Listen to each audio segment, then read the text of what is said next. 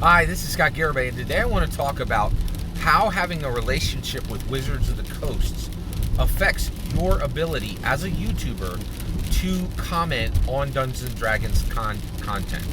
Alright, so let's get into it. Alright, so I am a YouTuber. I am a Dungeons & Dragons commentator. Okay, I've been commentating on Dungeons & Dragons through YouTube for well over 5 years. Okay, I have zero relationship with Wizards of the Coast. Okay, I do not receive any products from them. I don't speak to any of their employees. Right, I am independent as a commentator, as a YouTuber, and as a Dungeons & Dragons fan. I'm truly independent. Okay, now one thing that's really shocking is the moment a YouTuber starts taking product from Dungeons & Dragons, that changes. And one of the reasons why we're talking about this today is I recently saw this change very, very quickly for one YouTuber in particular, and that is Flourish. I believe that gentleman's real name is Mike Shea. He's the author of The Lazy Dungeon Master and Return of the Lazy Dungeon Master. I'm a huge fan of his. He's really, really brilliant. I think he's a great author. He's also a YouTuber, and he has a Twitter, he has a tweet stream, he has a YouTube channel. He's a publisher. He publishes his own material, but he has a relationship with Wizards of the Coast. He gets product from them, and he's been connected with them directly. I'm pretty sure he gets. So I'm guessing that he gets product from them, but I know for a fact that they have dealt with him. That WotC has dealt with him quite directly in the past for different projects, right, at different levels. So, and he is connected officially to Wizards of the Coast through at least one tangent, through at least one project, or through, he has been in direct contact and have communication with Wizards of the Coast. One thing that shocked me was in real time, I saw exactly what happens when you accept product from Wizards of the Coast.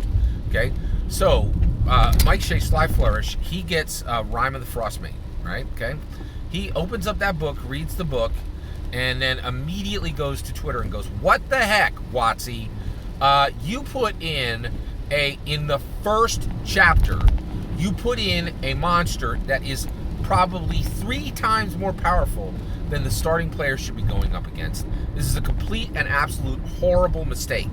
And frankly, I'm frustrated that you would release this product," right? So he rolls hard at them for this product right out of the gate. It's like, this is trash, right? He's like, I am very frustrated. Like, I'm paraphrasing at this point. He's like, he was very frustrated, and he made it very clear that he was not happy with how Rime of the Frostmaiden had been put together. I thought, wow, good for you, Flourish. That's a very independent thought.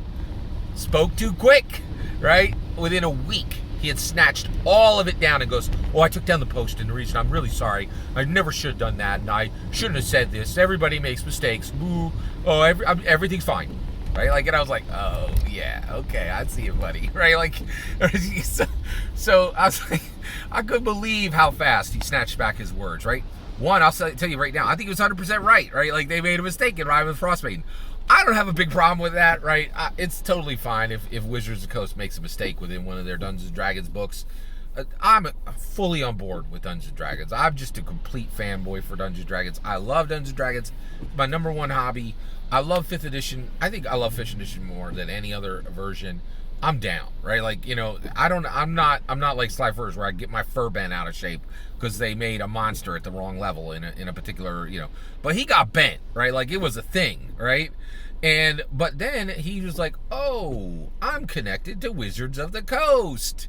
Crap, I'm gonna have to like smile and make nice, or I ain't gonna be able to get the content I need."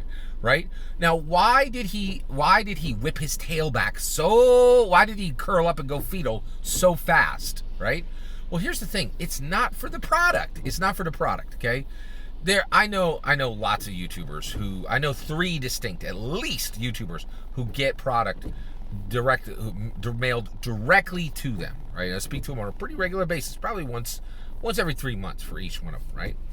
And here's the thing. They do not care about the book, right? They don't care that they're getting sent books, right?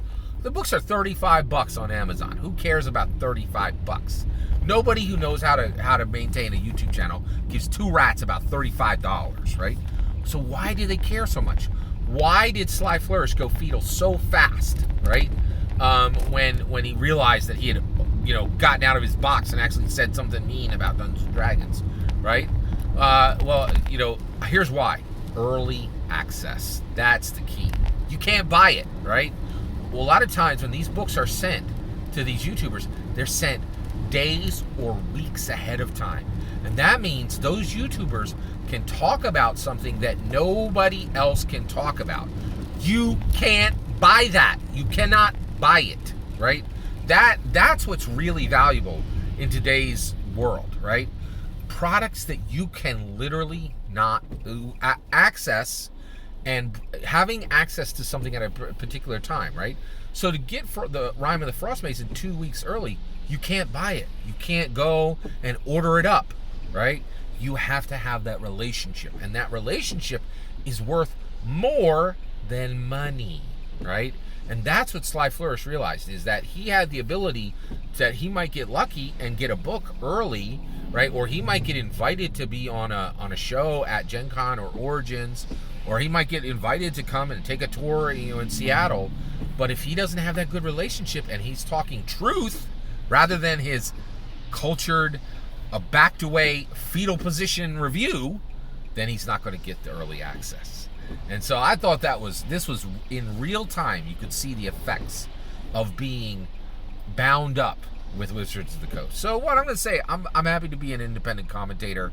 I don't fault Sly Flourish for what he's doing, but I thought it was a really powerful lesson for those around that say it's not the products they're sending it to it's not the products that they're sending to people. It's when they're sending the product. Getting early access is a thing that literally American US dollars, the most powerful currency in the world, cannot buy, right? And that means whoosh, you best behave, Sly Flourish. And he did. It was very, very interesting. I thought that was very, very interesting. Am I understanding this right? Did Sly Flourish hear the whip crack, and that's why he got in line and backed away everything he had said in truth, right? Or do you think there was another reason? I'd love to hear your opinion. Let me know in the comments below. Please consider liking and subscribing, and have a wonderful millennium.